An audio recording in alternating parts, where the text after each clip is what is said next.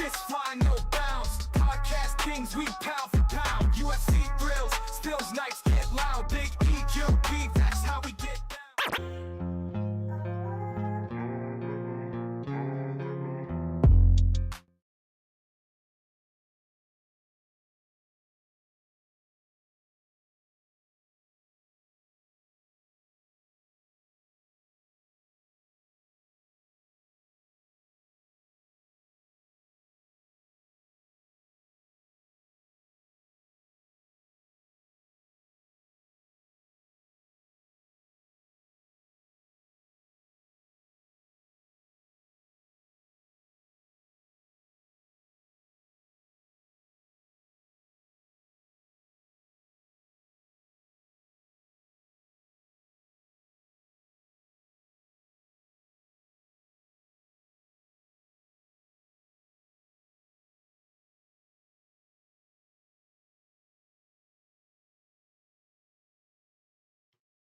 Gotcha, bitch. What up, everybody? Happy Halloween. I'm just fucking with you, but that was my Halloween special. That was my little bit of Halloween I wanted to throw in there. Little creepiness, little scary, nothing too big. Just a little something I put together. Thanks, Infinity, in the chat saying that was dope. Appreciate it. Yeah, I just wanted to throw a little bit of something together for Halloween, considering it's actually happening on Halloween night. So, yeah, kids running around the neighborhood, dogs are freaking out, but yeah, it is what it is. So if you hear the dogs in the background, I'm sorry. If you have dogs, you know what it's like. It's hard to keep a dog from barking at the door, especially my little dogs who like to act like they are the gangsters of the world and they're going to kill everybody just for coming to our door. But anyway, happy Halloween and welcome to the show. Welcome to the GRP. We're back. Another Thursday. Different start to the show, but I just wanted to get something in there for Halloween. Infinities knows what I'm talking about with the dog. But yeah, we're here to talk about some MMA and all the happenings of last weekend with UFC 308. That was a tough one to watch. If you're a fan like I am and you love certain fighters, that was a hard one to watch. I think most people, there's not too many people that are happy with the fact that, you know, Max Holloway and Robert Whittaker both got finished in one night. Like that was unexpected. I thought maybe one would have the bad luck and the other one would be good. But yeah, I was rooting for both of them. And unfortunately, they both went down in flames. It was bad. Injury for Robert Whittaker with his and Max Holloway suffering his first knockout of his career in the UFC. So we'll get into that one here shortly because there's not a whole lot going on in combat sports news. Couple things taken into effect with this next week's UFC Edmonton. It is happening on Saturday and in Canada. And there's going to be some rule changes, so we'll have to touch on that a little bit when we get to that preview. And other than that, I mean, there's not a ton else going on. A lot of the news is suffering from all of the political stuff, and I'm sure that's what everybody's wrapped up with right now. The election is just around the corner, and yeah, things are getting hectic. People are going at each other and comedians are picking the wrong time to make certain jokes. But listen, I love Tony Hinchcliffe. I watch all of his stuff. Don't let that ruin your thoughts of Tony Hinchcliffe. It was a poorly planned, poorly timed, and just a bad idea to have gone to that and do roast jokes. I mean, he has the #1 live podcast in the world. He has millions and millions and millions of viewers and subscribers. His podcast, that's what it is. It's all about jokes. It's all about roasting. If you saw the Tom Brady roast, you know what Tony Hinchcliffe is about. Love him or hate him, he's great at being a comedian. So everybody needs to chill the fuck out. All right, get off my boy. But I get it. I understand. Maybe you're not into jokes like that. Maybe you don't have a sense of humor. Maybe you got a stick up your ass. Either which way, chill out. It was a joke. It was probably not the place or the time. No, it wasn't the place or the time. Okay. Somebody made a bad decision to have him go and do that. Shouldn't have been done. He probably should have thought better of it. It's a mistake. Everybody makes mistakes. And no, he's not the biggest racist in the world. Stop getting your panties in a bunch. It's just annoying. So I just wanted to say my piece on that because I don't really like to get into the political stuff. It is what it is. You vote for whoever the fuck you want to vote for. I don't give a shit. Okay. But just because somebody made a poorly timed and poorly planned joke at a fucking rally that you guys get all up in arms about any fucking way, chill out. Like, leave the dude alone. He doesn't need to die. Like, you don't have to put out death threats. I saw that shit. People were like, Tony Hinchcliffe doesn't deserve to live. I'm like, shut up. It's just too much, man. People are fucking stupid. Get a sense of humor. You know, say your piece. Say, oh, that wasn't cool. Or, oh, I didn't like that one. Okay. Nobody gives a shit about your opinion, just like most people don't give a shit about what he has to say. So I don't know. I just wanted to say that because it fucking annoys me. And I've just been seeing stuff over and over again. Even Rogan said that was, he told him that was not a good idea. That joke was going to get him in trouble at some point in time. But it was something he put together, and it was something that he, it's part of his act. So it is what it is. I don't know. But people have come for his head before, and he survived. And I'm sure he will again. So I'm going to keep listening and keep watching his stuff because I like it all. And Tony Hinchcliffe is a fucking genius when it comes to comedy. That's what he's about, and he's a comedian. So chill out. And don't listen to me either if you don't want to. I don't give a fuck. But that's just my piece. So any which way. Yeah, it's Halloween. And I'm not passing out candy. I'm right here. I'm doing this. This is my treat to you.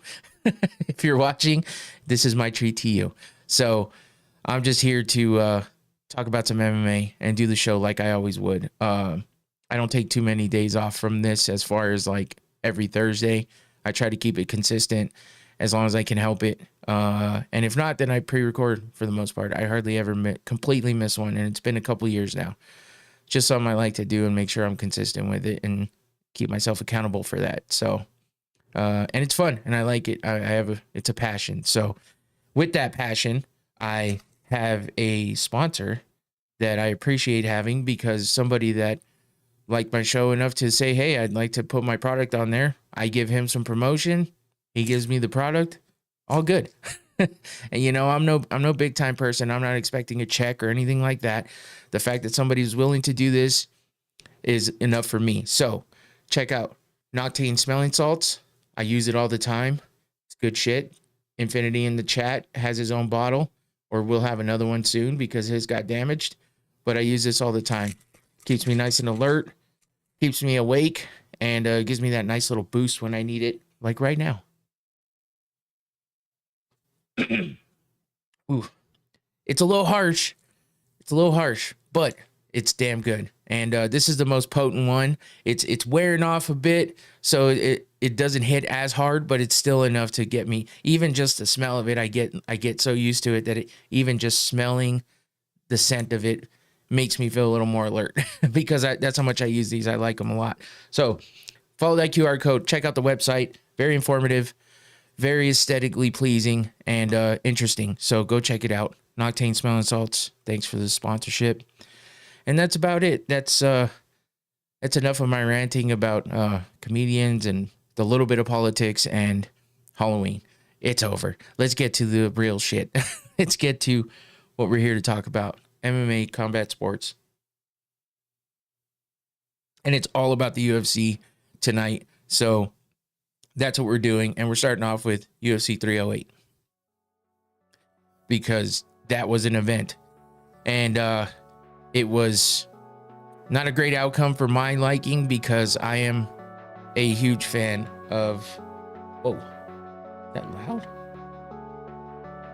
It seemed very loud. Maybe not. I'm a huge fan of Robert Whittaker and Max Holloway.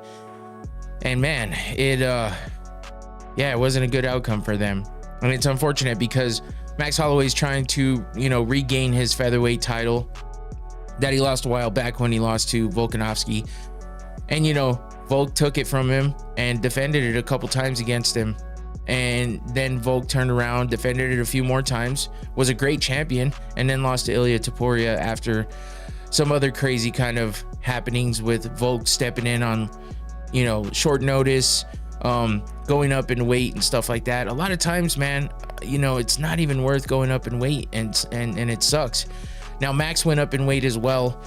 He went up to 155 to fight for the BMF title, and he won. You know, one of the craziest knockouts I've ever seen. Him pointing into the middle of the cage, Justin Gaethje meeting him there, and them going at it, and him just sleeping him with that fucking big overhand. It was insane, right? So, and it looked like Max should just probably stay at 155. You know, he's getting older.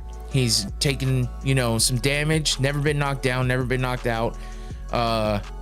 And you know, but he didn't look the best against Volkanovski. You know, he held his own, but 3 times he lost to him. So that's it. You know, sometimes you just gotta cut your losses, and I thought that might be what's happening, but instead he went back down and he tried to regain that featherweight championship, and unfortunately it didn't work out for him. So of course we're gonna go over that in a few. I always like to go from the bottom to the top and hit up those prelim, you know, those prelim fights. There were some good ones, some crazy ones, just some major upsets. Now, I did make some bets, and my bet that one of the bets that I made was all of the fighters with the last name, their last name ends in the letter V. And this is because this was in Saudi Arabia. So this was a daytime fight card. And if you know anything about the Middle East, and when the fights are over there, if it goes to decision, a lot of times it goes the way of the fighter that's from that area. That's just kind of how it works. It's no secret. So I made a bet just to give it a shot, and everybody with the last name that ended in V, like the first fight of the night, Rinat Fakhretdinov, all the Magomedovs, Nordiev, all of these guys with the last name that ends in the letter V, Chimaev, Ankalaev, all of them. I put all of them in a parlay. I did cash out before Chimaev fought, because my cash out was enough to where I was like, you know what, I'm not going to take the chance, because Chimaev versus Whittaker, I'm going for Whittaker, and I don't want to root against him, and I don't want to, but I also didn't want to lose. I was like, the cash out's good, I'm gonna take it. I should have stuck with it because Chimaev won and Whittaker unfortunately lost. So I won that, and I got some money off that, right? Then I was in another pickle, because I was like, okay, I bet on Max Holloway to win. My parlay's still good, but I'm sorry, I bet on Ilia Topuria to win. It was one of my other parlays, and it's still good. And if Topuria wins, I cash out.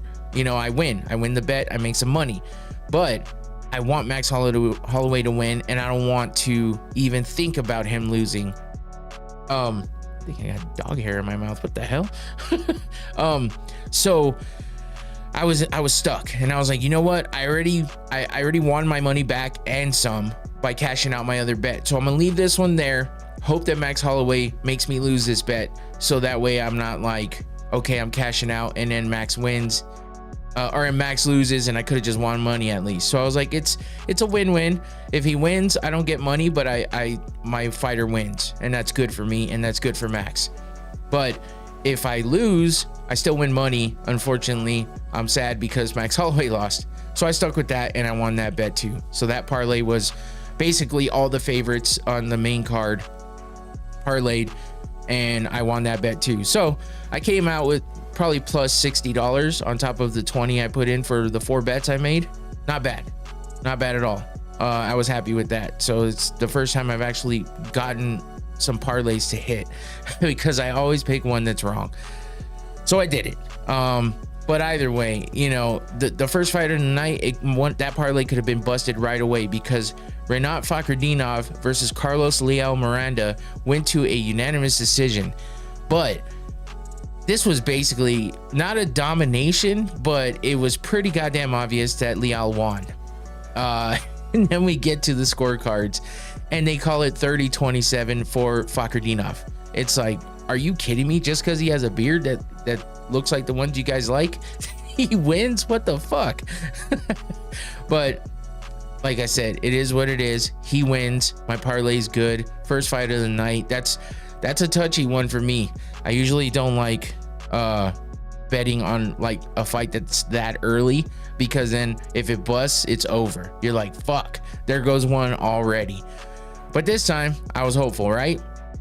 Ismail Nordiev versus Bruno Silva. That one was tough as well. Silva was doing well, but Nordiev came out with the win. Win number 2 on that parlay. Farid Basharat, I should have bet on him as well, versus Victor Hugo, because I kind of feel like Victor Hugo won that fight. But unanimous decision win for Farid Basharat in the featherweight division. He gets a win too. So this is how these first 3 fights went. All unanimous decision wins, all in favor of a questionable winner. Not Fakhretdinov and Basharat, I think were kind of robberies. Nordiev, I think, was more legit. But anyway, unanimous decision wins to start there. Pretty good back and forth though. Like I said, Leal won that first fight for sure, but they were exchanging a lot, and it was somewhat exciting. Then we get to Kennedy and Nzechukwu versus Chris Barnett. Chris Barnett hasn't fought in almost 2 years, I think. He unfortunately, before his last fight, he lost his wife, which was very sad.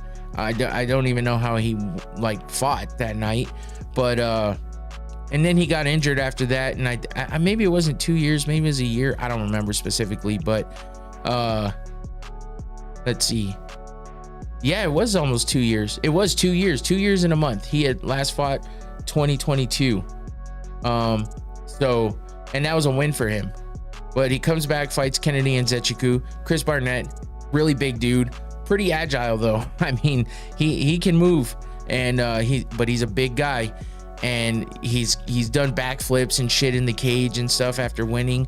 So he starts off by getting Bruce Buffer announcing him, does this crazy little jump that you see in the top, in the top picture here, and he comes down in a funky way, and it looks like he either rolled his ankle, which we've seen happen before. Brian Ortega did it as well, jumping up and down like this. I feel like fighters need to stop doing this shit in the corner when they're getting announced. Like, just don't do it, man. It's too fucking risky. Like, especially a big dude like this. This is like me fucking jumping up and down like a crazy ass, except he's way more athletic. He trains all the time, and he's ready for this shit, but he injures himself anyway. As you can see how funky he landed in that bottom picture. So, him and Kennedy get at it. He still fights. You could see somewhat of the worry in his face after that happened. You can see him kind of like limping a little bit, like, oh shit, I gotta walk this off, right? Comes out, some exchanges with Nzechukwu, but Nzechukwu's like super tall, got the length on him, and he's out there ready to go. Gets that big front kick on the gut of Chris Barnett, and then unfortunately Barnett winds up getting his leg hurt, and I don't know if he twisted something. I don't know exactly what he did, but he goes down, and Nzechukwu goes in for the win and gets the TKO win. Knee to the body and punches was the finish, but he was already injured. You can see it here. The top picture was before Barnett went down, and then Nzechukwu took advantage, got some hits in there. TKO win for Kennedy and Nzechukwu over Chris Barnett. So hopefully Barnett's able to, heal up, get some rest, and feel better, because I mean, he's a fun guy to watch fight, and he's just a good dude all the way around. So I always root for him. Hopefully he gets better and heals up quick, and then comes back and gets back in that win column. So then we move on to Abus Magomedov versus Bruno Ferreira. And this was one of the ones that I had on my parlay. Obviously, Magomedov with that V at the end of the last name. But he's a badass, but so is Bruno Ferreira. And as you can see here, Abus gets the kicks in, which he's good at. Look at the fucking muscles in his leg. Holy shit. That's a crazy it's a crazy definition in that leg, so that picture's well timed. But he winds up getting a after 2 rounds, in the 3rd round, about halfway through, winds up getting a submission by arm triangle choke, as you see in that lower picture. So there's a win for Abus Magomedov. And that takes us to the bloodiest fight of the night, which literally became the fight of the night, and you can see here why. Mateusz Rebecki versus Myktaibek Orolbai. 2 guys with very hard names to pronounce. But holy shit, they were fucking warriors in there. As you can see, Rebecki's eye just bleeding from the side in that top pick as he's landing a punch. Another punch being landed there. You can see the swelling in his face. Orolbeki with the swelling in his face too, near his eye, as he's getting punched there. And then you can see more damage. Look at Orolbai's eye. That thing is swollen as fuck under there. I don't know how he was able to even see whatsoever to finish that fight, but it did go to decision. And look at that lower picture with that blood splatter. Holy fuck. These guys were covered in blood. They covered the canvas in blood. It was an all-out war. It was the fight of the night. It wound up being a catch weight at 160, but it was a split decision win for Mateusz Rebecki. Another nasty pick there of the blood. You can see the blood leaking from Orolbai. I think it looks like his mouth. Nuts. And Rebecki's full of blood as well. Crazy fight of the night, and it definitely entertaining. And then we move on to yet another injury. Uh-oh, I jumped too far. There's the finish, or I'm sorry, the ending of the Rebecki fight. More blood, more Rebecki kind of getting the best of Orolbai after all those injuries. And then we move on to yet another injury. We had Jeff Neal versus Rafael dos Anjos. Dos Anjos being a former lightweight champion, I believe. Yeah, he was in lightweight. And then, but he's fighting here in welterweight against Jeff Neal. Jeff Neal looked ready to go, but it only took a minute and 30 seconds into the first round when Rafael dos Anjos goes down with a knee injury. So a lot of injuries happening in the prelim cards. You know, whether it's self-inflicted or not, lots of injuries going on in this card. And it's unfortunate for dos Anjos. I mean, the last time he had fought was March of this year, and he lost that fight. So this puts him at a 3-fight losing streak, because, you know, you go down with an injury, it becomes a TKO, unfortunately, and it's a loss for you. So an injury equals a loss. Sucks for dos Anjos, but it is what it is.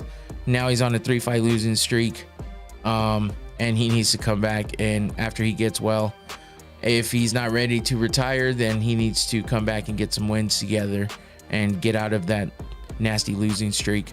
So moving on to Ibo Aslan versus Rafael Cerqueira, I believe.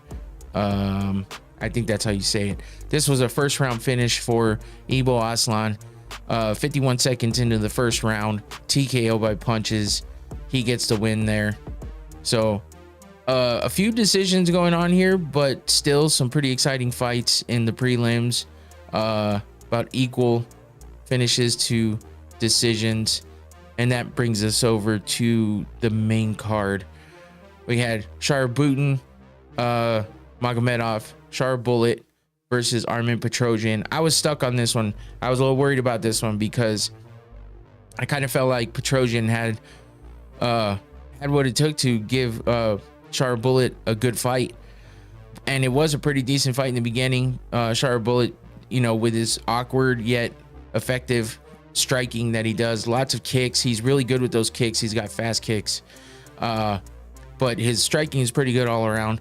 Not too much happening on the ground.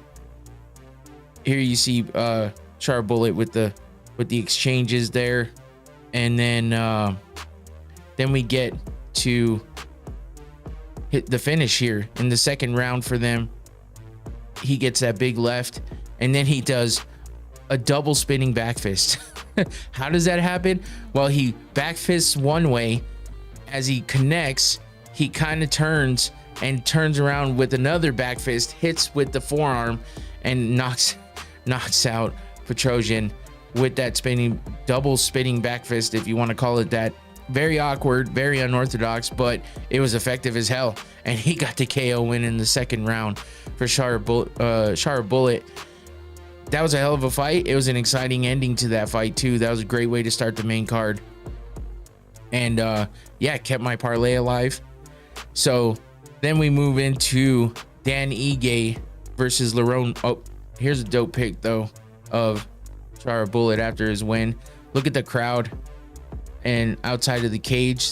I just thought this was a badass picture, so I wanted to show it because it looked dope. And it just kind of shows that victory lap he took after he got the knockout. Moving over to Lerone Murphy versus Dan Ige. Man, this one was exciting too. Dan Ige dropped Lerone Murphy, which you see here in the first round. Wasn't looking good for Murphy. Murphy's 14-0 going into this fight. Dan Ige coming off a loss when he, answered the call for he had 4 hours to get to the venue and weigh in and all that shit, and then get into the fight against Diego Lopez, which was insane. And so he got a chance here to make up for that loss. And unfortunately, he wasn't able to put it together. After that knockdown, he went in for the kill. He kind of gassed himself out, and he wasn't really able to fully recover at any point. He just seemed sluggish after all this. Second and third round didn't go his way. Lerone Murphy was able to, put things together, and as you can see here, land some good strikes and wind up getting the unanimous decision win over Dan Ige. So that puts Ige at 2 in a row. Yeah. But he's lost 3 out of his 4 fights, his last 4 fights. So I'm hoping that he can bounce back. He needs to take a little rest. He needs to heal up. He's taken some damage in the past couple fights, and it'd be good to see him, kind of get it together and just take some time off. I think he needs it. Hopefully he's put together some good money in these past couple fights, especially going all the way to Saudi Arabia. Like, damn, that's a tough one. And for him to have gone and fought after having fought so recently, I think his last fight was, oops, I clicked away from it. That last fight was the Pereira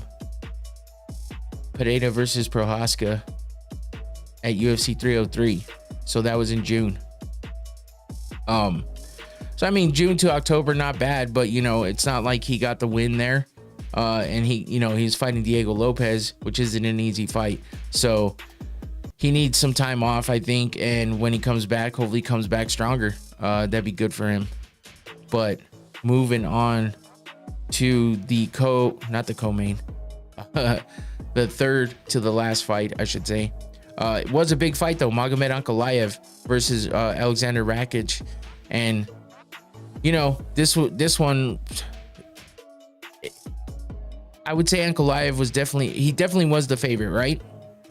But everyone was thinking that Rakic could come back and get a big win here, which would kind of mess up Ankalaev's,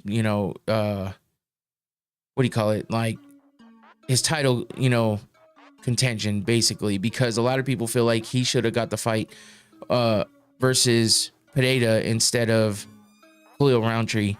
But everyone thinks that it's because of his wrestling. He does have the wrestling and the grappling that could, kind of stifle Pereira, but I don't know, because Ankalaev likes to strike and he showed that in this fight. So that might not have been a thing, but it is what it is. He came out, he gave Rakic a good fight, and he winds up getting the win by unanimous decision in the light heavyweight division. But it was a good fight all the way through. Rakic looked pretty decent. He didn't get completely dominated, but Ankalaev got this nasty spinning back elbow, which was, similar to like what Yair Rodriguez did to Korean Zombie when he knocked him out, which I thought, shit, when I saw this happen, I was like, I am surprised that Rakic did not go down. But he survived it, win all 3 rounds. Ankalaev gets the unanimous decision win here. And this is when I was like, okay, what do I do? Do I let my parlay, do I let it ride, or do I cash it out and just sit back and enjoy what I had to cash out with and hope that Whittaker wins? And that's what I did. Unfortunately, I could have won a little more money, but it was worth the shot of hoping that Whittaker won, which didn't work out for him. So let's take a look at that fight. Khamzat's the beast, man. He's had his troubles. Everyone is always worried about him making weight. He's had his troubles making weight. He's had a lot of trouble with illnesses, with injuries. He doesn't fight anywhere but in the Middle East right now. And that seems to be somewhat of a problem, because after this impressive win over somebody like Robert Whittaker, being a former champ and all, it's like he just has so much time in between fights, and he's always having to just fight in overseas. So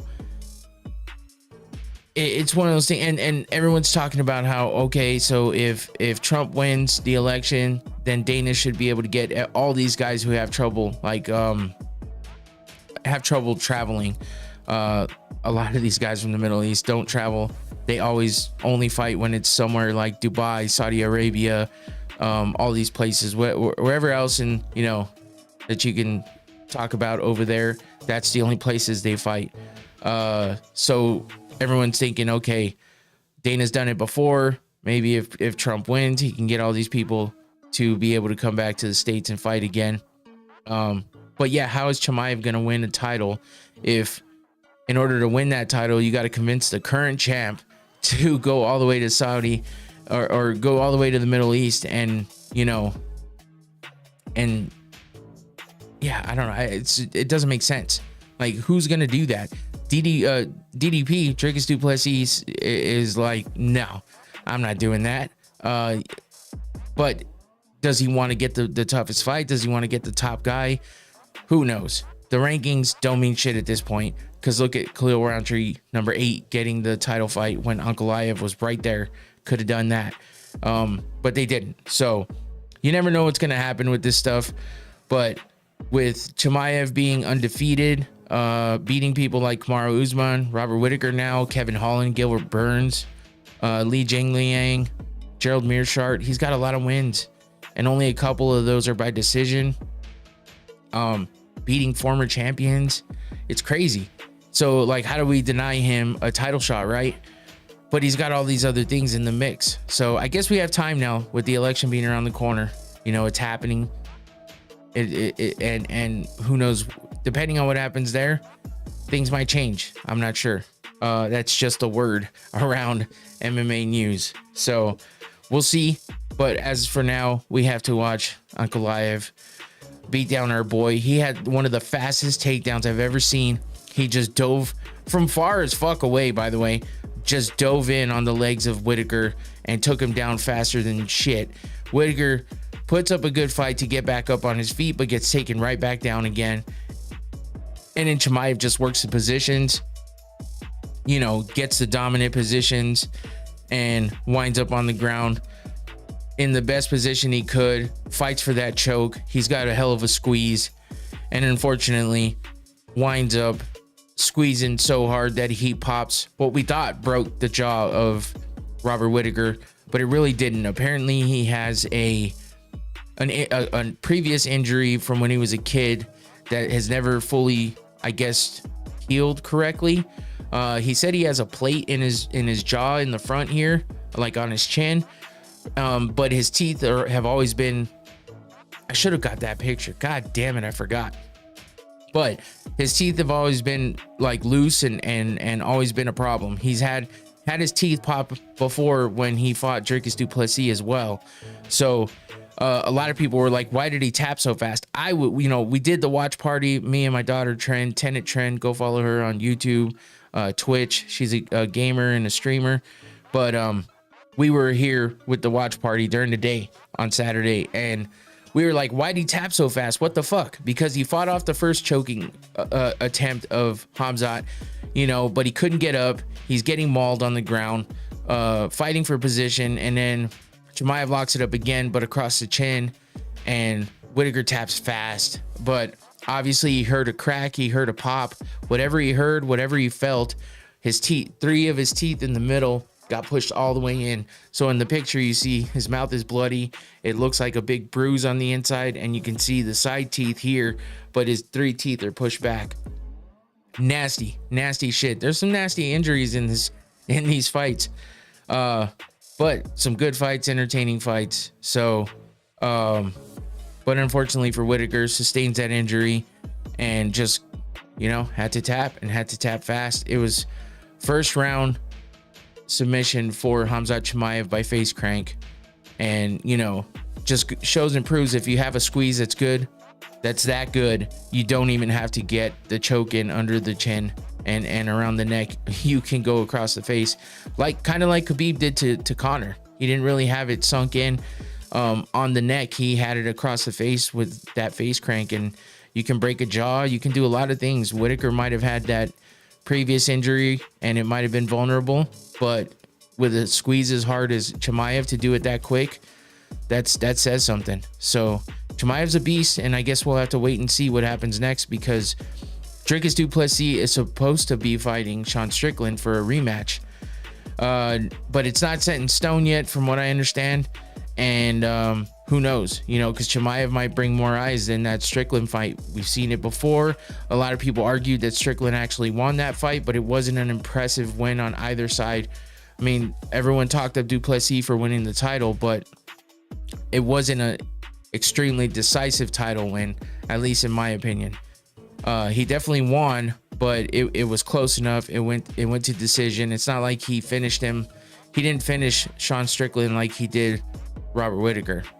But this says a lot about Whittaker. It's like, is he falling off? He hasn't been able to really regain what he had done in the past. He had a little bits and pieces here and there that look like him being his old self when he was a champ and finishing people. Ikram Askarov, he got that KO. That was his last fight. He beat Paulo Costa before losing to Dricus. He beat Marvin Vettori. So he was looking good, but unfortunately he wasn't able to get the win against Khamzat or even put up a real long fight. So Khamzat's back on his game after he was ready to retire a couple times. He was so ill, he was in the hospital. Some people were even, it was even rumored that he might be on his deathbed with how bad he got COVID. He had long COVID like crazy apparently, and a lot of his illnesses are because of having that. So, and he just overtrains like crazy, just overtrains, and that's just kind of one of those well-known things about him. So hopefully he's doing better with all that, and if he continues on this tear, continues to be undefeated, you can't deny him that title shot. But the travel stuff gets in the way as well. It's been said that him traveling is not good for himself or his health. Apparently that's what gets him sick a lot of times, is when he's traveling. He missed that weight against Nate Diaz and wound up having to fight a weight class up against Kevin Holland, which he still won. But those kind of issues and problems that keep arising are gonna be what hold him back from getting that title shot, or being able to be an active champ if he winds up winning the title. But we'll have to wait and see what happens there between Dricus, Sean Strickland, and Khamzat Chimaev, because those seem to be the triangle of possible fights coming up for that middleweight championship. Did I say middleweight before? Yeah, you know what I mean. I just second guessed myself. Anyway, that was your co-main event, which brings us to yet another sad fight, the main event. But a lot of people were happy. Ilya Topuria is pretty popular. I I've said, and maybe I'm eating my words, but I've said that I didn't think he had the star power. He's big in Spain. He's from Georgia, though. He's Georgian, like Merab Dvalishvili. And I guess he was born in Georgia, but he grew up in Spain. He represents Spain. So his nickname's El Matador. And his shorts have the bull. They're red and gold. Pretty sick. But I like Max's better. Not just because I'm biased, but I just like him better. But yeah, Max put up a good fight. You know, it's not like he got dominated. They got to the third round. It's just once Max got hit, felt the power of Topuria like he did. I was a little worried in the second round too. I think he got a little wobbled in the second round, but you know, he's never been dropped with an asterisk because some people thought, I think it was against Poirier or somebody else, I'm not sure, that he landed against the cage and he would have been dropped with that shot had the cage not been there. Doesn't matter though, because he's never hit the canvas from, you know, a strike. So that was just something he was holding on to, something that made all of us hopeful that he could regain the title. You know, yes, he's lost before. Yes, you know, he lost the title and hasn't won it back, but still been involved in great fights. Kelvin Cater, that crazy fight. Justin Gaethje, obviously, all of his great fights since he lost the title. And I thought he had a real chance against Topuria, but Topuria's got some power in those hands, and he may be a smaller guy, and Max tried to use his length, but unfortunately it didn't work out for him. Topuria has too much power, and he was able to settle in and sit down on those punches and really get that power to come through. So Max did all he could and did well for the time that he was there. I mean, you could see in that lower picture, looks like he hurt Topuria with that punch there.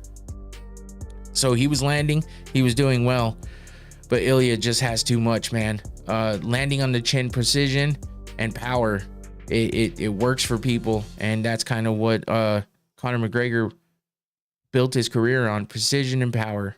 And with that left hand, that big left hand that Conor had, and the precision and the speed, all of it put together is what made Conor great. Not sure if he has any of that anymore. So how the fuck do we know? Because the motherfucker never fights. We just don't even know when we're gonna see him. But people are already talking about Topuria versus Conor. But how do we do that when Conor hasn't fought at 45 in I don't know how long? I don't think he can make that weight anymore. There's no way in hell he can make that weight. Would he go to 55? Would Topuria move up one weight class? That makes the most sense. The last time Conor fought, he fought at 170. He was scheduled to fight at 170 with Michael Chandler. And for Topuria to go from 145 to 170 seems crazy. But it sounds like everyone thinks that he could make it. But I mean, is Conor going to drop the weight when he's bigger than ever and go down to 155? Or are they going to make Topuria go up to 170? Is that what we're talking about here? None of that shit makes any sense to me. I don't know why people keep talking about it, but it's because Topuria is, you know, people are comparing him to Conor and saying that he's got the power of Conor, the precision of Conor. You know, he's becoming a star, and he's just growing. His popularity is growing. He's a champ, and now he's defended. So now the true champ status sets in, got his own shorts, all that good shit. But I mean, what are we doing? Do we really think that him and Conor's a thing? Like, when's Conor going to fight again? We don't even know. Every time we get a date, it gets pushed, it gets canceled, it just disappears. So what are we doing? How is this going to work? Why are we talking about this even? I don't know. I'm talking about it because that's what everyone else is talking about. But back to this fight, there you see him landing that big left, another big right. He put together a great combination at the end of the fight to get Max to drop Max, which is something we never saw. And I just kept saying, man, if he gets dropped, it's not good, because Infinity says Conor too busy with his ass out in movies. Hey, he shows his ass in multiple ways, man. And that's the goddamn truth. In that movie, too many times. And on top of that, he just shows his ass when he's out and about doing fucking dumb shit in public. in front of his wife, even just doing dumb shit, acting a fool. Yes, it's entertaining. I get it. People fucking are entertained and they think he's a savage, but get in the fucking ring and prove it, right? Get in the cage and do what you're supposed to do. Do what made you famous. But will we see it? I don't know. Unfortunately, here we saw shades of Conor as, you know, Topuria takes out Max Holloway like Conor couldn't do. Conor fought Max real early in both their careers, though, but Conor was not able to take Max out, and Topuria did. So is that something that people are gonna, you know, discuss in the matter of Topuria versus Conor? I don't know. I don't see Topuria. He might say he will. I don't see him going all the way up to 170.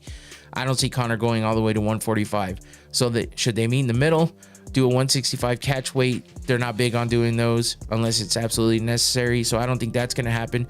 But I do think that 155 is an option. It's just a matter of Conor getting his shit together and fighting again, or the UFC getting their shit together as well and getting Conor in the cage. Who knows what the story is? Who knows what the deal is now? But who's next for Topuria? Well, you know, after winning, damn, Dark Liquor. True, but Dark Liquor is my friend. I like it, and I don't act a fool like Conor. But you know, Ilya gets a finish. You see there that fucking picture on the bottom sucks, man. Watching Mark Goddard checking on Holloway like that, while Topuria walks away, gets the finish, gets the win, retains the belt, and you know, Volkanovski is there in the crowd, and they let him get in the cage, and apparently he had to just convince them that, you know, he was just there to show him that he wanted the next fight. He wanted to fight for his title again. So are we going to see a rematch between Volkanovski and Topuria next? Are they going to try to make Conor? I don't know what the hell's going to happen. But for now, Topuria defended his title, full champ status. And unfortunately for Max, he gets finished for the first time in his career. And it's upsetting. This is a weird stat that I didn't catch until someone sent it to me. I'm seeing it all over social media now. Everybody that has won the BMF title has lost their very next fight in a big way. You know, Jorge Masvidal gets slept by Kamaru Usman with that big fucking right hand that Usman dropped him with, turned Gamebred's body completely around, and then flat out cold. Gaethje knocks out Dustin Poirier after Poirier wins the BMF belt, and then Justin Gaethje gets knocked the fuck out by Max Holloway at UFC 300 with that big crazy knockout, and that gets him the BMF belt. And then his very next fight against Topuria gets knocked out for the first time in his career. So I think having the BMF title is a bad omen. They don't give it to just anybody. But yeah, I think anybody that gets the belt needs to be careful of their next fight, because it has not gone well since the belt has been implemented. It has not done well for anybody. So that Holloway fight gets overshadowed now by him getting knocked out. Does it diminish it? I don't know. It's still one of the best knockouts in history, much less of this year. So I don't think anybody should discredit that fight with Gaethje. But, you know, they put it all on the line. Holloway was winning by huge margin. He didn't have to do that. So that was just a straight cred right there, pointing to the middle of the cage and going at it, giving Gaethje a chance. You know, Holloway taking the chance of getting knocked out on his own, you know, after winning the entire fight, but he still did it. He's a dog, and I still respect him for all that. And even though he got knocked out in this one, I'm still a Holloway fan. I don't care, and I always will be. So I just hope this doesn't start a trend of him losing in bad ways. He seems like he has a better head on his shoulders than Tony Ferguson, who's like gotten knocked out about 3, 4, 5, 6 times. I know he's lost like 8 in a row. Hasn't got knocked out in all of them, but got knocked out too much. So that BMF title is not a good thing for most fighters, and it sucks that Holloway had to, you know, come to that end as well. But we'll see what his next fight is. He needs to take some time off after getting knocked out like that, especially being his first time. I want to see him come back and get a good opponent and start, you know, either climbing that ladder again or just getting to the 155 division and staying there where it's a little more comfortable. You don't have to deplete yourself. You don't have to, get the problems with the brain with all the dehydration and stuff. I mean, he didn't look too bad. It sounded like he had a really good weight cut this time to 145. A lot of times he looks very depleted, very just skinny and skeleton looking. It's never good when you see his cheekbones popping out. That weight's gone. He's dehydrated. It's not good. So I'd rather see him stay at 155, get some good fights there, maybe even go on a title run there. You never know.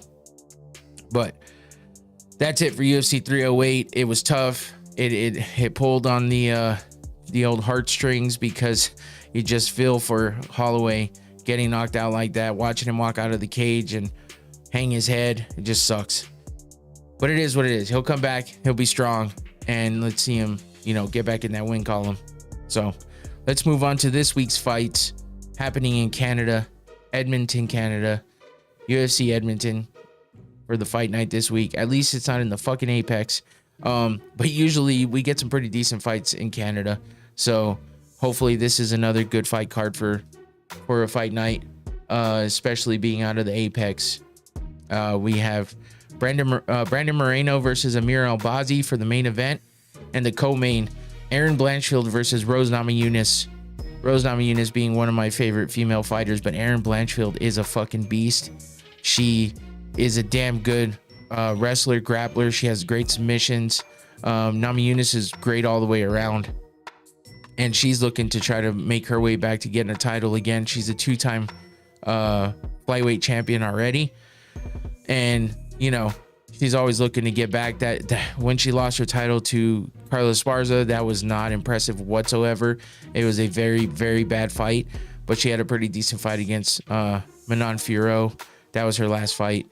And Aaron Blanchfield has just been impressive on her way up. So that's a good co-main as well. Looking at the prelims, another women's flyweight fight to begin the night. Jamie Lynn Horth versus Ivana Petrovic. 6-1 for Horth, 7-1 for Petrovic in the flyweight division to start off the prelim fights. Chad and Hellinger, I don't know, versus Cody Gibson in the bantamweight division. Sariye Sadi versus Garrett Armfield in the bantamweight division. For the men, Alexander Romanov versus Rodrigo Nascimento in the heavyweight division. I guess Romanov was supposed to fight Derek Lewis, who is also on this card, but for some reason he decided he didn't want to fight. He didn't want that fight. I don't blame him. The Black Beast is the fucking beast. Like, that's it. It says it in his name. That's what he is. But he's beatable. He's been beat a lot of times before. He's been looking a lot better as of late, but for some reason Romanov didn't want that fight. And Nascimento was supposed to fight Jonata Denise, who Derek Lewis is now fighting, but instead they traded opponents there. So now Nascimento's fighting Romanov in the prelims, when Romanov should have been in the main card fighting Derek Lewis. So that was kind of a stupid mistake on his part. I guess he felt that was better than getting knocked out or just losing. I don't know. So there's that fight in the heavyweight division. We got Jack Shore versus Youssef Zalal in the featherweight division. Jack Shore's been looking good as of late against Youssef Zalal. Should be a pretty good fight there. Charles Air Jourdain versus Victor Henry in the bantamweight division. That should be a good fight. Ariana Lipski versus Jasmine Jasdavicius in the women's flyweight division for the main prelim fight. And that brings us... Oh, no, there's one more. Ayman Zahabi versus Pedro Munoz. That should be a good fight for sure in the bantamweight division. 11-2 for Zahabi, 20-9 for Munoz.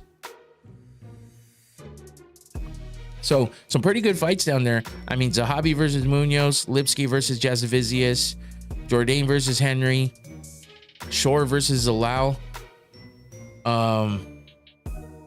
Yeah, those are all really good fights. So, I mean, that the top of that prelim card is going to be damn good. Should be worth it for sure. So catch those prelims. Let's see, what time? Let me check real quick what time they start. It's probably gonna be, yeah, so the prelim cards start at 2 p.m. Arizona time, and the main card starts at 5 p.m. So go to UFC events, Google UFC events, and it'll bring up this small kind of preview page of the fights, and you can pick which fight you want to look at. Just go to UFC Fight Night Moreno versus El Bazzi. It'll tell you in the top left corner under where it says main card. You'll see the time that it starts in your area. If you click on prelim card, it tells you the time that starts as well. So just a little tip there that I learned doing all this prep work that I always try to, you know, tell you guys about, because it's an easy way to know what time the fights are going to start. So let's move into the main card for this event. Oh, and there's another important thing to think about, the rule change that I was talking about. So now that this fight will be the beginning of November, right? Because today's the 31st, tomorrow's the 1st, Saturday's the 2nd. So we'll be into November, and we already knew that there was going to be 2 new rules implemented that are going to be legal now, which is the 12-6 elbow. And of course, we see a picture here of John Jones and his only loss on his record that he denies is a loss, but it is a loss because he was, you know, throwing illegal shots with the 12-6 elbow. Removal of the downward pointing elbow strike 12-6 as a foul is starting November 1st, tomorrow. So this will be the first event with these new rules, and also the definition of a grounded opponent. So for a while there, you could touch your fingertips, you could touch your hand, you could just have one knee down. You know, you could do various different things in order to kind of game the system and become a grounded opponent, so you don't get knees to the head, you don't get kicked in the head, stuff like that. But they changed it for a while. I don't remember exactly what the definition of all that was, but the new rule now is yep, it's live now. Okay. Oh, you talking about the rules? Probably. That's probably what Infinity's talking about. But it says a fighter shall be considered grounded when any part of their body other than the hands or feet is in contact with the canvas or ground. So other than their hands or feet. So in this picture, you see the guy in the black shorts with his hand down. Hey, Dom Racky in the chat, what's up? The clip of John McCarthy on Rogan talking about Herb Dean's interpretation of 6-12 elbows is classic. Yeah, no doubt. So you can see he's got one hand down, and that's not going to be legal anymore. So they can, you know, knee or kick to the head still, even if they have one hand down like this. So now you kind of have to have like a knee down. You got to be down on like your hip, on your back, on your side. You can't just have hands and feet though. Now it has to be a part of your entire body that's down. So that's a big change, because now they have to pay attention, right? Because they might think they're going to be safe by having a hand down or putting a finger on the canvas. Not going to happen. So we'll see. We'll see how much that changes. I don't think the grounded opponent one's going to make that big of a difference. I think the 12-6 elbow is going to be a little more of a difference, because most people are used to making sure that they're not doing 12-6 because of, you know, just looking at John Jones having that one loss on his record because of that fucking rule. But it's a loss. So it doesn't get taken away. He still has a loss on his record, even though everybody, including Dana White and his fucking cuck ass when it comes to John Jones, believe that he's undefeated, but he's not. So in the rules today, he would be undefeated, but that's the way it goes. So look out for those rule changes. Let's start with the first fight on the main card. Mike Malott versus Trevin Giles. You got Malott 10-2 overall, 3-1 in the UFC. Giles is 16-6 overall, 7-6 in UFC. They got similar records for KO TKOs, 4-2 for Malott, 6-3 for Giles. 6-0, that's a good one there for Mike Malott in submissions. He has not been submitted ever, has 6 wins there. Trevin Giles is 5-3, so definitely been submitted before, but that decision column for him, 5-0, undefeated by decision. And so is Malott technically, but he's never even gone to decision because he does not have any wins or losses in that category. So those are just things to keep in mind, especially if you're betting. He does have one draw in his record, but So I guess there is a decision there, but it was a draw. So it doesn't really count in all this because the decision didn't go anybody's way. So Mike Malott with that record. And let's see, they're both coming off losses. Trevin Giles, 2-fight losing streak though. So we got Mike Malott coming off that loss to Neil Magny. Not too bad of a opponent there to lose to. I mean, it's kind of understandable, especially with the way Magny fights. He's an awkward fighter, and it's difficult to get him down and really take full advantage of his fighting style. Before that, though, Mike Malott was on quite a fucking winning streak. He got into the UFC through Dana White's Contender Series, so he had a win there. And then his first 3 fights in the UFC, he won. So Mickey Gall, Johan Lanessi, and Adam Fugit were his first 3 opponents, and he got all wins there. Neil Magny was his last fight in January of this year. Gave him his first loss of his career. And then you got Trevin Giles, who is coming off 2 losses, and those are to Carlos Prates and Gabriel Bonfim. Pretty difficult opponents there as well. Before that, he was on a 2-fight win streak, Preston Parsons and Louis Kosei. He kind of has a bit of a pattern in his record. 2 losses. He's got 3 wins, 2 losses, 2 wins, 2 losses. So a little bit of a pattern there. We'll see what he can do against Mike Malott. Is he going to go on a 3-fight losing streak? That's never good in the UFC, so you always got to watch out for that one. The UFC will, they will cut you after 3 losses in a row, depending on your performances and popularity. So that's always a chance you take when you lose 3 in a row. And then Mike Malott will be trying to, not get 2 in a row for him. So moving on to the next fight, we got Marc-Andre Barriault versus Dustin Stoltzfus. And Marc-Andre Barriault, 16-8 overall, 5-7 in the UFC. Stoltzfus, 15-6 overall, 2-5 in the UFC. That's not a good record there. Losing record for him, but I mean, he goes to war. Doesn't make up for the losses, but I guess it's entertainment value at that point.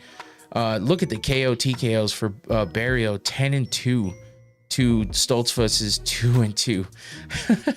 Stoltzfus has the edge on submissions though, 6-2 for him, 1-1 for Barriault, 5-5 for decisions for Marc-Andre Barriault, 6-2 for Stoltzfus. They're both coming off of losses. We got Barriault coming off of 2 losses to 1 to Joe Pyfer, 1 to Chris Curtis. Good opponents there. Before that, he had 2 wins in a row, Eric Anders and Julian Marquez. Let's see, out of those 4 fights, you have 2 decisions and then 2 KO TKOs. He lost to Anthony Hernandez by submission. So he again has a little bit of a pattern. He's got win, loss, win, loss, win, win, loss, loss. So if it follows that, he's due for a win. But I guess we'll see what he can do against Stoltzfus. Fucking these names, man. But Stoltzfus is coming off a loss to Bruno Fajeda. Before that, he had a win over Punahele Soriano. That was a KO on his loss, a submission win. Abus Nurmagomedov, he lost to by TKO. Before that, Dwayne Grant by decision.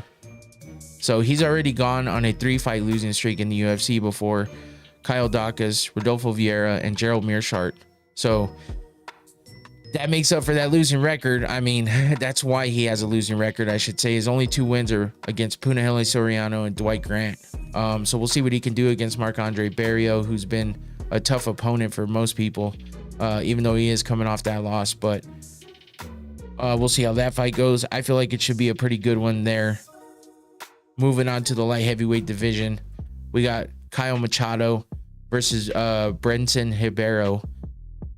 In the light heavyweight division, Kyle Machado, 30 years old, 8-3 overall, 0-2 in the UFC. Both these guys are coming off of 2-fight losing streaks. That seems to be kind of the thing in all of these fight nights in between the big pay-per-views. We're getting a lot of fighters that are coming off of losses, a lot of fighters that are on losing streaks. It's just kind of how they fill these cards. It doesn't necessarily mean we're gonna get bad fights or anything. It just means, someone's gonna continue on that losing streak and someone's gonna finally break it. It's a good way to get one of them a win, I guess. But yeah, Ribeiro's 0-2 in the UFC as well. So Ribeiro's coming from Dana White's Contender Series. Oh shit, what the hell happened here? And Machado is also coming from Dana White's Contender Series. They both got wins in the Contender Series to get into the UFC, and they both have lost both of their fights in the UFC. Kind of crazy there. 4-0 by KO TKO for Machado, 9-3 for Ribeiro, 2-0 in submissions for Machado, and 6-2 for Ribeiro, and then 2-3 by decision for Kyle, and 0-2 for Brenton. Both coming off 2-fight losing streaks. Yeah, I mean, big boys here, but I don't know how this fight's gonna go. It's gonna be tough. Oh shit, I just messed up. Of course I would mess up. I can't go the whole show without messing up. What kind of a show would it be? Let me get back to what I was doing. There we go. It's what I meant to do earlier, and I pressed a button. It just didn't work. So it's all good. No big deal. Just highlighting some of their, better moments in the UFC. You got Ribeiro down there with a good submission, even though he lost. And you got Kyle Machado with that big head kick. Still on a loss, though. Moving on to the big boys in the heavyweight division, we got Black Beast, Derek Lewis versus Joe Hanata Denise. Denise is undefeated, 8-0 overall, 2-0 in the UFC. Derek Lewis has a fuckload of fights. That's why his balls is always hot. But if you know what I mean, it's funny. But 28-12 overall, 19-10 in the UFC. Fucking Denise has almost all of his wins by KO TKO. Only one was by decision. No submission wins or losses for him. 23 knockouts for Derek Lewis. But he's got 7 losses in that category. 1-2 by sub and 4-3 by decision. Both of them coming off win streaks. Let's check out who they have their wins over. As you can see, both these guys are big hitters. I mean, almost everybody knows who Derek Lewis is, whether they've actually watched the fight of his or not. He's definitely a character. Says a lot of funny shit on the mic. So it's always good when he gets a win and you get to see what kind of crazy shit he's going to say on the mic. He's coming off a win over Rodrigo Nascimento, who's fighting on this card as well. That was a TKO win for him back in May. Before that, he had a loss to Gelton Almeida. And then before that was a win over Marcos Rogerio de Lima. And then Joe Hanata Denise, obviously on a big win streak. He's 8-0 overall. His 2 wins in the UFC are over Carl Williams and Austin Lane. Not that difficult of opponents there, I hate to say it. But I think Derek Lewis has definitely fought the bigger names and definitely has the bigger wins over those names. But Denise is being undefeated. That holds that holds weight of its own, I guess. So Derek Lewis coming in there to try to take that O away from Denise, especially after the opponent change and whatnot. But it seems like he's ready, and I feel like it should be a good one. Let's get to this co-main event with the women in the flyweight division. We got Rose Namajunas versus Erin Blanchfield. I'm biased here because I like Rose. I followed her whole career in the UFC at this point. I watched her on The Ultimate Fighter, so she's definitely one of my favorites. But Erin Blanchfield is a scary opponent for her. Blanchfield only has 1 loss in the UFC. She's 6-1, 12-2 overall. Rose is 13-6 overall and 11-5 in the UFC. You got 2-1 for Rose in KO TKOs to Erin Blanchfield's 2-0. Submissions 5-1 for Rose, 4-0 for Blanchfield, and then 6-4 for decisions, and to Blanchfield 6-2. Namajunas is coming off a 2-fight win streak. Erin Blanchfield's coming off her one and only loss in the UFC. So with Rose though, former 2-time flyweight champion. She's coming out. Her last fight was a win over Tracy Cortez, who you see in that lower picture with that big fucking head kick.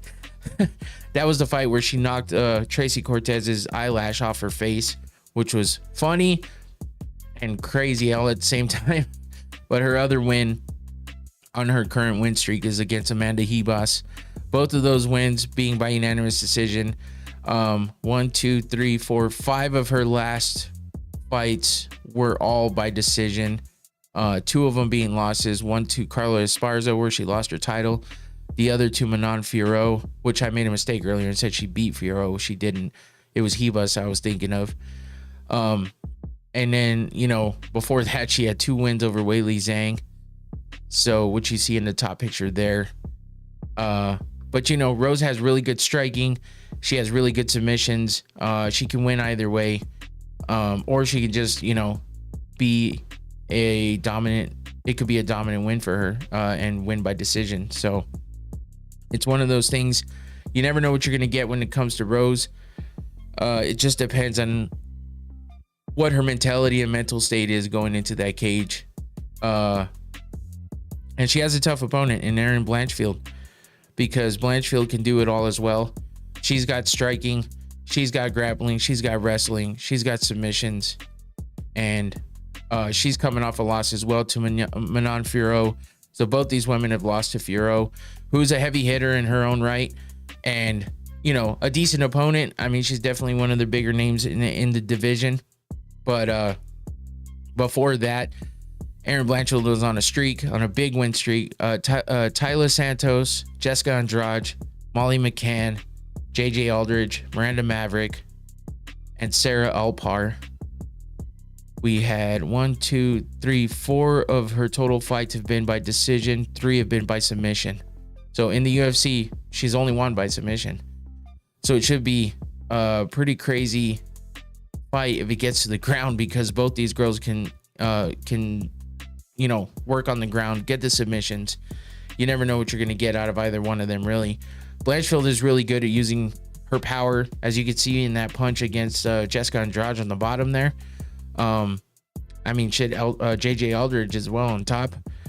Big punches that she lands to set up the ground game for her. And then, you know, she can definitely get those submissions on the bottom. And that's definitely one of her strengths. So, should be a good one here. Like I said before, I'm biased. I'll probably be going for Rose in this one. Although, I mean, I do like Erin Blanchfield for sure. She's a great fighter. And, oh, there goes my dogs. She's a great fighter, but, you know, I have to go with Rose in this one. And that brings us to the final fight on the card, the main event. I hope my dog shuts up here soon. We got Brandon Moreno. I don't know why I keep saying Brandon. It's Brandon Moreno versus Amir Albazi for the main event in the flyweight division. Brandon Moreno trying to make his way back up to contention, and Amir Albazi trying to make a run himself. 17-1 overall for Albazi, 21-8 for Moreno, 9-5 in the UFC. May have a lot of losses in the UFC, but that doesn't really define the type of fighter Brandon Moreno is.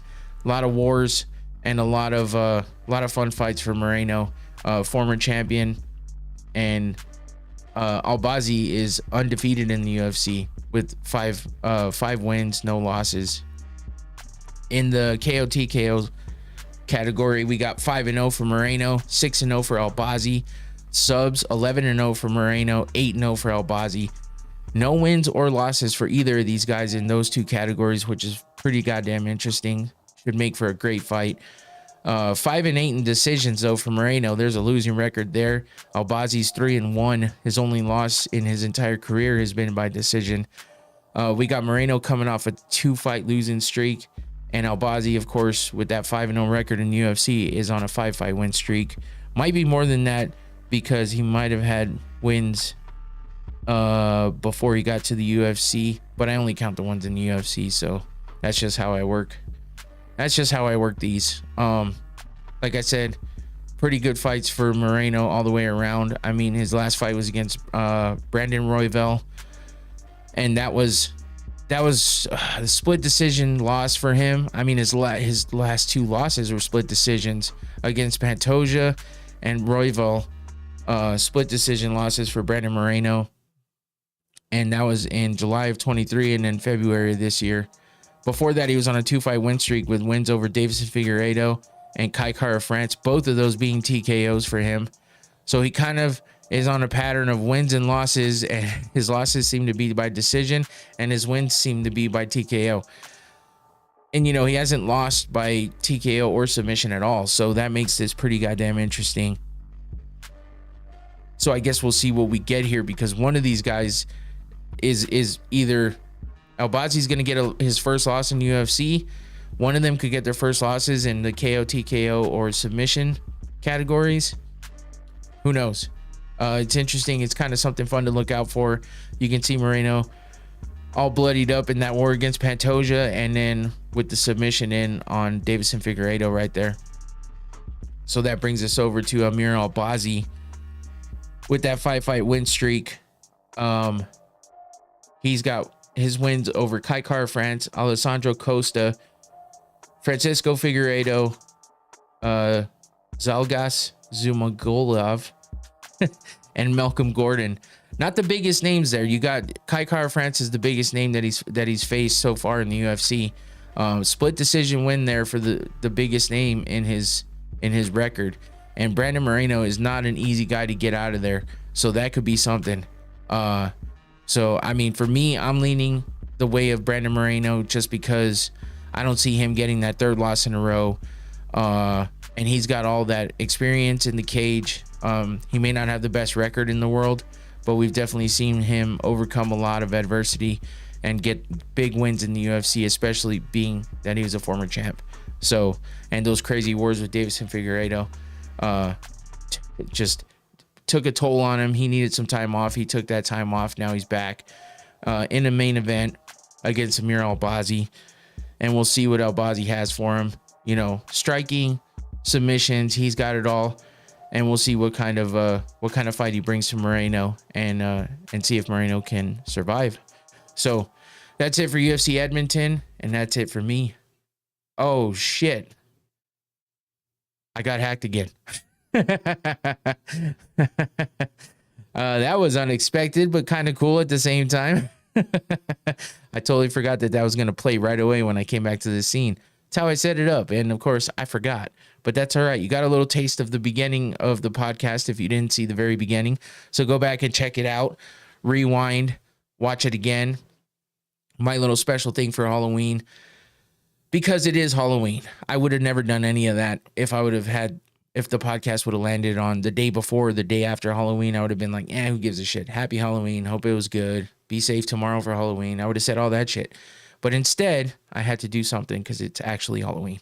So thanks to Infinity in the chat for giving me the props on that one. I appreciate that. Don't forget to go check out my sponsor, Noctane Smelling Salts. I definitely appreciate that sponsorship, and it's a good product. I use it all the time. I just remembered that I changed something that I wanted to change back before I forget, because that would not be good for the next show. But yeah, don't forget to go check them out. Follow that QR code. Go look at their website. It's a good one, and order yourself a bottle. Give it a shot. I promise you, it's a good product, and I like using it. And I appreciate the sponsorship. So check it out, Noctane Smelling Salts. Thanks again for that. Thanks to everybody in the chat. Infinity, Anthony, appreciate you guys. And yeah, that's it for me. I'm out of here. Have a good rest of your night. Have a good Halloween. Don't eat too much candy. I'm out. Peace.